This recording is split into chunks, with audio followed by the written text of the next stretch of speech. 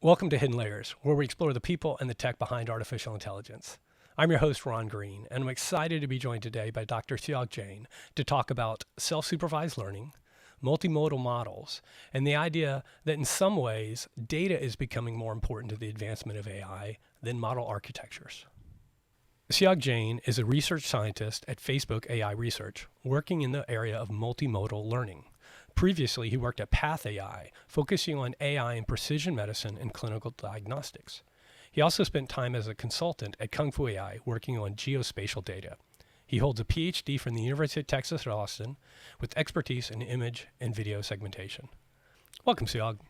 Thanks. Let's talk a little bit about how you got interested in artificial intelligence. How did you get involved in the field in the first place? Yeah, it's a bit of a funny story. So, as basically, like, I think in second year of my undergrad, I started just sort of wondering. Essentially, like, we would use Google so often to do a text-based search, and it was just like an organic thought about why I can't search through images. It's like, sounds silly to me like now, but back then I thought I have basically cracked like the next big idea that's going to Right. make such a big impact. And then just started digging into how do you start to work on this problem. And then it was obvious to me that people have been working on this specific problem for at least like 50 years. And it's such an incredibly hard problem to work at. And I then got in touch with some professors who are working in this area, and then just started doing some small research projects around that time. And my first foray was to sort of actually like work on image search kind of a problem where you have some sort of like query images and you want to retrieve like similar images. This is done at very small scale, and this is 2006, and so Okay. yeah, a Oh, the long dark time. ages. Yeah, yeah.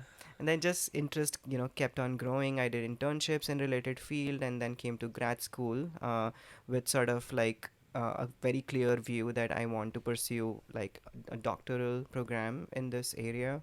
um, and then yeah, it just went from there. uh, I'm kind of curious. In 2006, what kind of techniques were you using to do image search back then? Yeah, it's amazing. Like, it was definitely only handcrafted features.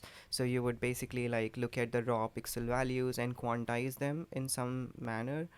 So you would try to sort of extract some sort of color, like features representing colors, representing textures. There were Mm, like some old techniques which are even like predating something like an hog or a sift, which were before deep learning. Like, so right. there are like some uh, features which are even older than those features, and I was basically like using those kind of features and using some very simple sort of classification or indexing sort of techniques which would work with those features to build that kind of a system. Well, I'm kind of curious. What did you think the first time you heard about deep learning being applied, neural networks being applied to computer vision?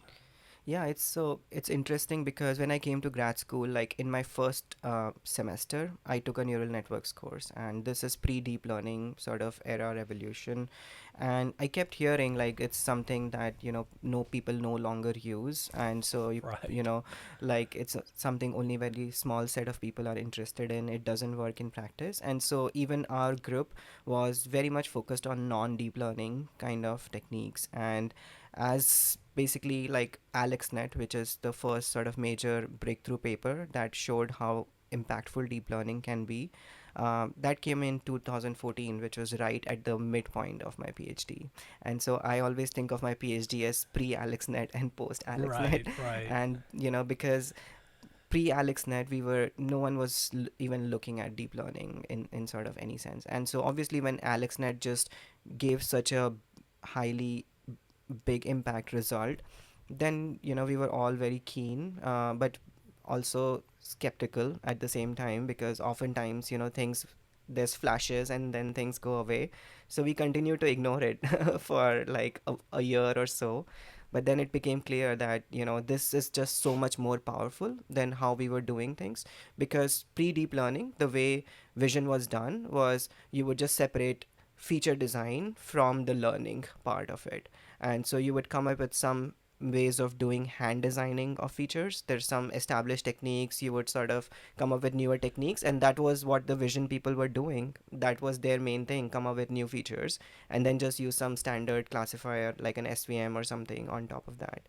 But this sort of approach, like a deep learning based approach, like really demonstrated that feature learning itself should be data driven and not hand designed.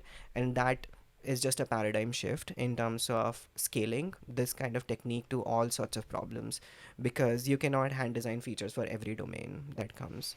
And It almost feels like cheating when you move from saying I spent all my time doing feature engineering, feature selection, yeah. and now I just let the model figure that out. It's almost like cheating. Yeah, but at the same time it just feels natural, right? Like we even from a human perception perspective, we don't sort of you know we probably have a mechanism of feature learning, but it's directly going from data to features. It's not really like a separate process. And so Right. in a way, my first sort of big takeaway was that from the impact perspective is that this approach of feature learning is going to be the most critical thing in next few years. Right. So Pretty much everybody I've talked to who was working in computer vision at that time, had that moment where they saw what AlexNet could do, and they were a little suspicious. It took a little bit of time, maybe a year or two, to really get on board, and then now nobody's looked back. It's pretty much all deep learning since then. yeah, totally. Like, and I published like couple of papers on deep learning based techniques for video segmentation towards the end of my PhD, and I was just amazed at how good those models were.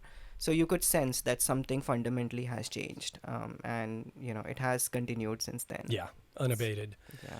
So during your time at Path AI, you were working in a really specialized domain, pathology, and that's a particularly difficult domain in computer vision. The data is scarce, it's complex, labels are hard to come by. And was that your first exposure to leveraging self-supervised learning in computer vision, or had you done that earlier? No, that was the first experience, and I think like even in that sort of most of that phase we were still focusing on supervised learning to a certain degree, Okay. but to pull off supervised learning in that kind of a domain came up with lots of challenges. So for example, when you're training supervised models, you're training very specific models, designed for doing something very specific, like detecting a certain type of a cancer in a certain limited data set. uh, so it's very difficult to generalize. You have to kind of train a custom model like for each different problem that Right. you're working on. And on top of that, you can leverage some notion of pre-training, but pretty much you're collecting all the data that you need for solving that specific problem again and again. And when you work in a specialized domain like pathology, getting access to unlabeled data is hard, but getting access to labeled data is even harder, because maybe you can get unlabeled data from your customers or from some other sources, but there's only a handful of experts who can actually provide you the annotations that you need for doing self-supervised learning. Oh, sorry, supervised learning. Right. Yeah, because the kind of problems or the kind of models that you're trying to build in those kind of domains, it's not equivalent to our everyday vision, where any sort of person can kind of look at the data and tell whether this is this object or that object or this activity or that activity. There you really require like an expert knowledge to be able to tell you this patch is this type of cancer or that type of cancer or this subtype or that subtype. And that just then makes scaling this kind of a model development process very hard. And you're also dealing with, if I understand correctly, differences in scale. You might have to pay attention to things that are maybe very spread out, or very very isolated and very small and very fine in nature. Is that correct about pathology as well? Yeah, I think totally. I think if we look at the workflow of a pathologist, like let's say someone's using digital pathology, they would be zooming into various areas, Right. making some analysis, looking at micro patterns, and then zooming out, looking at like macro patterns and like making sort of decisions based on that. This is definitely a lot more of the modeling question as well, not just the data question. Like maybe you can sort of have data at multi-scale, but then how do you build models that can deal with inputs that come at multiple scales, and then Right. fuse information or like fuse predictions that you do at multiple scales. So those are like some fascinating challenges which come from that specialized domain. Yeah. Were you using any self-supervised learning at that point in your career? So we started experimenting with that towards the end, and Okay. that was pretty much to kind of, uh, in a way, basically to solve this problem of like this needing to label data from scratch whenever you're trying to sort of build any sort of supervised model.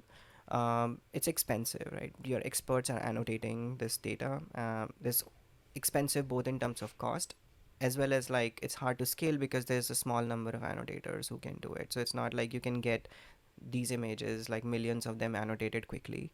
So what self-supervised learning provides you is this ability to sort of um, like do this feature representation that we talked about previously by just using the property of the data itself or the problem. And so in a way, to give you a simple example, not specific to pathology, but when self-supervised learning first came into sort of being, people were doing very simple things, like for example they would, you know um, like rotate an image and then train a model to predict whether the image is rotated or not, Mm-hmm. or do colorization where they would convert the image into black and white and then force the network to colorize it. Now you don't need a human annotator to do this kind of thing. You can just generate infinite amount of data by this sort of method. Right. And the hope is that if you just do supervised learning with this kind of self supervision, the features that you end up learning will still be generally useful. And so the field has started from there and evolved into all sorts of advanced techniques for doing self supervision.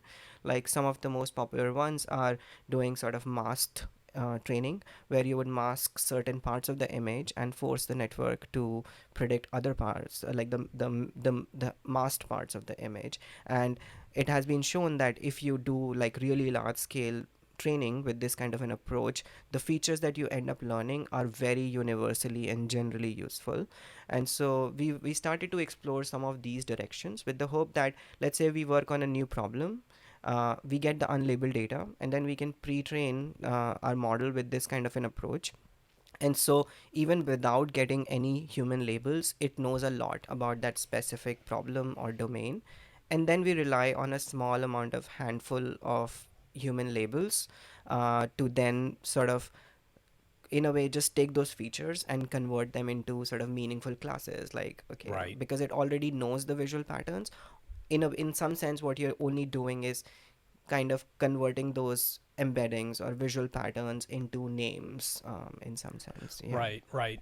And to me, this is, I think, one of the most fascinating things that's happened in the last decade within deep learning. The idea that you can take a model and train it to perform some task, some self-supervised tasks, like you mentioned, predicting rotation angle or removing noise or something like that.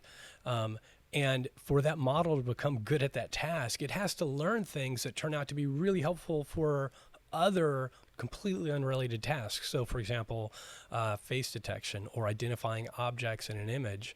That has nothing to do with noise removal, but it turns out to understand uh, the world, there are some sort of commonalities that, and from a feature perspective, that the models have to learn, right? Yeah, yeah, All right. totally. Yeah. So I'd love to segue a little bit and have you talk a little bit more about the importance of data. You know, I think that this is somewhat provocative at this stage, maybe increasingly less as time goes by, but there's so much focus right now on model architectures, transformers, and other competitors.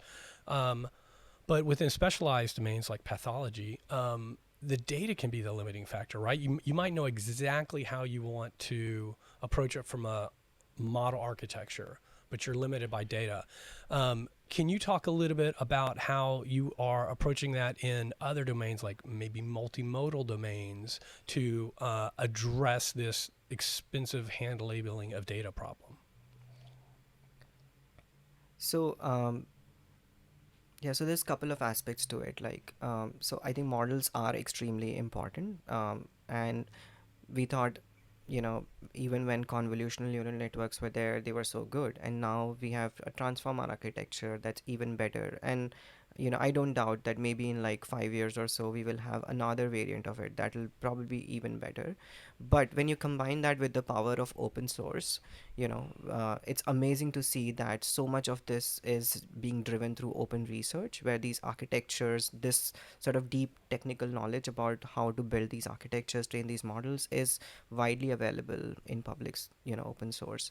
But still, that you see that it's not like it's just so easy to go into any domain and build a successful product out of it. And Right. the limiting factor just comes down to data.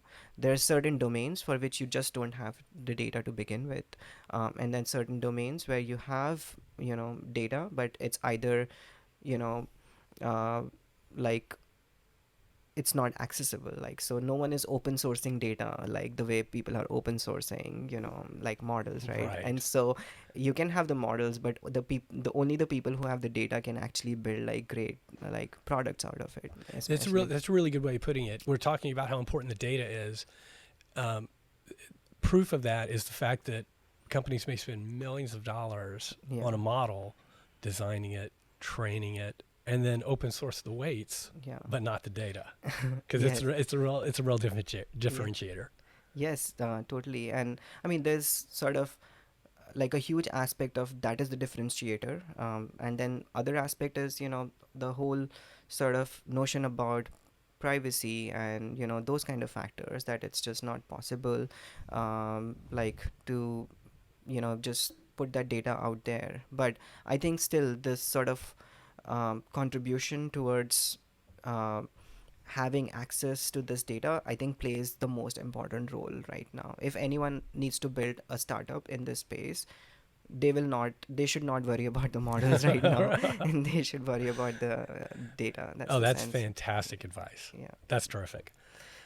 In many ways, the advances within AI were really only made globally public with the release of ChatGPT, and it's really captured everybody's imagination. And it was for the better part of the first year, pretty much all text input and output. They've since added images, so now we have multimodal modeling. I know that's an area that you're working in. What are you excited about, and what are some of the challenges in the world of multimodal modeling right now? Yeah, so it's very fascinating when you combine like multiple modalities together, because oftentimes, like, when I think about text, it's basically like a human created construct, like in some sense of describing the world when you think about language.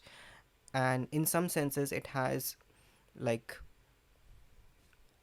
limited, like in some sense, it opens up a lot of applications, but it's also limited in some ways. Like, you cannot, when people say a picture is worth 1,000 words, like, it sounds cheesy, but there is like a lot of truth to it There's a lot of as truth well. to Yeah, that. because if you look at a picture, or if you look at a 10-second clip, there's just like so much that you can describe about that image that you just see in this sort of um, like high fidelity signal in a way.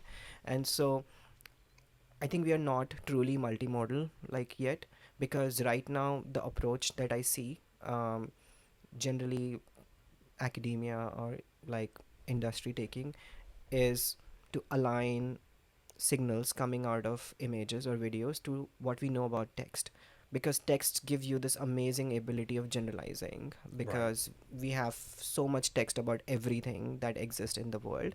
And so if you can take what is there in an image, its representation, and just align it to the text, then in a way, when if you get that alignment right, then it starts to generalize to unseen domains, because it's pivoting on going from the alignment between the image and the text, and Right. then generalizing from there. But my personal sort of intuition is that's limiting, in some sense, because you're kind of just aligning the two modalities. You're not necessarily leveraging the richness of this other modality that exists, like, because it's not, again, comes down to how do you generate like large scale sort of descriptions about that image that is independent of web text and stuff, right? Like it's probably pretty expensive, to do that kind of a thing. But there is like a lot more information that exists in this image. So I think it's still fascinating to see how fast or like how far you're able to go by this sort of an alignment step. But I think there is like lot more to be gained by leveraging this like rich content that exists in image and video like in a sort of more robust manner. So when you're training a multimodal model, you're dealing with text and images and audio and video sometimes. What about the challenges of keeping it grounded and dealing with hallucinations as you move between those modalities? Yeah, and I think this sort of challenge fundamentally comes from the approaches that we are taking right now for multimodal learning. And just referring back to the previous sort of conversation about alignment, when we align one modality to another to leverage the power of generalization from, let's say, the text modality, what we end up doing is like a text based part of that multimodal model can always generate a plausible answer for Right, whatever question you ask, right. but there is really no way of guaranteeing that that answer is actually grounded in this other modality, whether you see that in that image or video or not. And right now, you're implicitly trying to sort of make the model learn to ground the answers, because when you're training the model in a multimodal fashion and it's trying to generate a plausible answer, um, you can design your data sets in a way which forces the network to leverage both modalities and not just rely on the text modality. And so people have come up with all sorts of approaches to do that, especially if you like look at the lava paper. They come up with like so many different ways of generating these question answer pairs, which are grounded in some sense. But still, like at a fundamental level, we are just relying on this kind of a training data to and then hope for the best that the model always Right. l- uses the both modalities. But I think there's just a lot of work that needs to happen.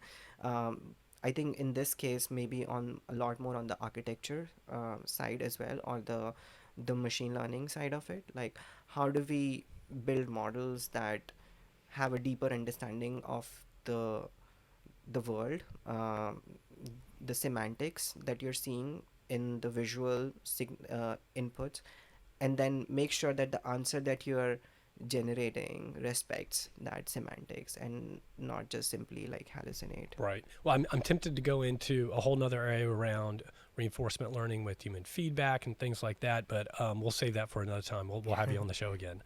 Um, I meant to ask you this earlier. Do you find that self-supervised learning techniques are more applicable within computer vision than NLP generally? Or are you using them broadly or across both? No, I think yeah, it's broadly across both. Like I mean, like the whole sort of approach of doing like masked language pre-training with Exactly. BERT and GPT and everything, like that brought like a paradigm shift in the language Right. world. Like I think the the concepts are kind of similar, like in that sense, um, and in some sense, like it's more broadly applied in language right now, because you just have lot of well designed structured text written by humans like available on internet, and then you can use that. Wherein in vision, like we are trying to still like just operate at the level of pixels in a way, like whether you're doing masked auto encoders or something like that, your representations is still guided more from low level image representations than more like a semantic sort of space that you see in text. So I think it's definitely broadly applicable in both, but I think primarily like just the amount of data that exists when you like look at image like very large scale image data sets or video data sets. I think in the long run I feel that it will have a huge impact on the vision domain as well. I'm curious to know, in the next 12 to 18 months, is there an area within AI, whether it's research or application development that you're particularly excited about right now? Yeah, I mean, lots of potential sort of exciting avenues. I think when I look at from an academic perspective, I feel there's so much potential on videos that we haven't explored. Even like current multimodal models are very heavily focused on combining text and image, but when you go to videos, like, you get so much more information, but at the same time it's extremely challenging, like this, like, extremely large videos, like how do you kind of like Right. build models on And top of managing that. continuity and Yeah, everything. yeah. So I think that's a very exciting area for me. Like, very looking forward to all the advancements that happen from like a video learning perspective.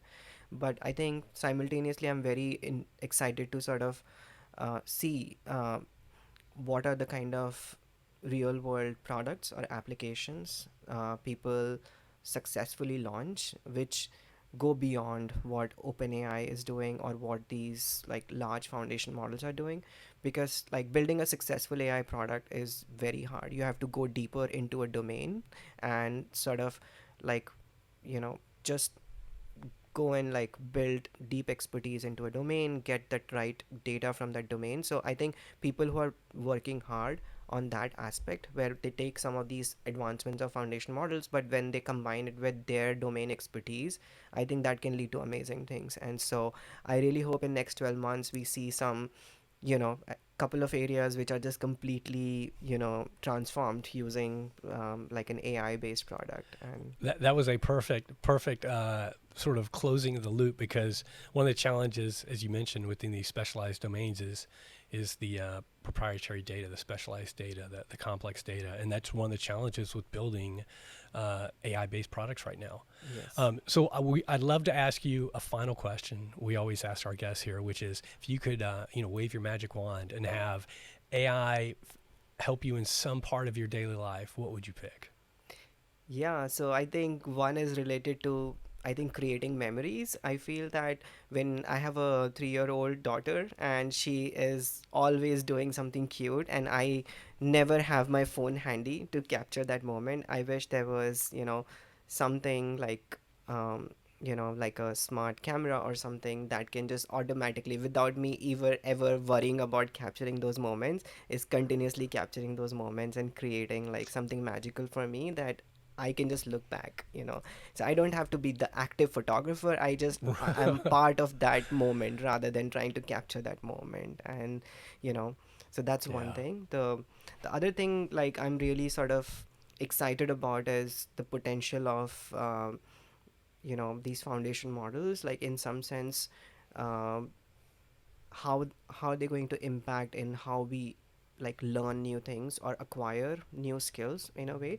And you can sort of think about it more from advanced skills, but even something as simple as like you know elementary education, like sort of like the way we learn new techniques, the way I read papers, or the way I read like new things. In I would love to have a very good AI assistant who would like mine through these gazillion papers Read all the that white like, papers, give you a summary. yeah, I mean, even if it's not a summary, but it's like creates like go takes me away from this sort of um, like a mundane way of just loading a PDF, reading through it, versus like it makes it more fun, more interactive, and I can sort of quiz it. That'll be super interesting. That would be amazing if you find that. Please let me know. Yeah, Well, thank you so much for coming on today. This was fantastic. I enjoyed it so much, and I really appreciate your time. thank you. Thank you for listening to Hidden Layers. This series is hosted by Kung Fu AI, a management consulting and engineering firm focused exclusively on artificial intelligence. If you have any questions or thoughts about today's episode, or if you know someone we should feature, please visit us at kungfu.ai.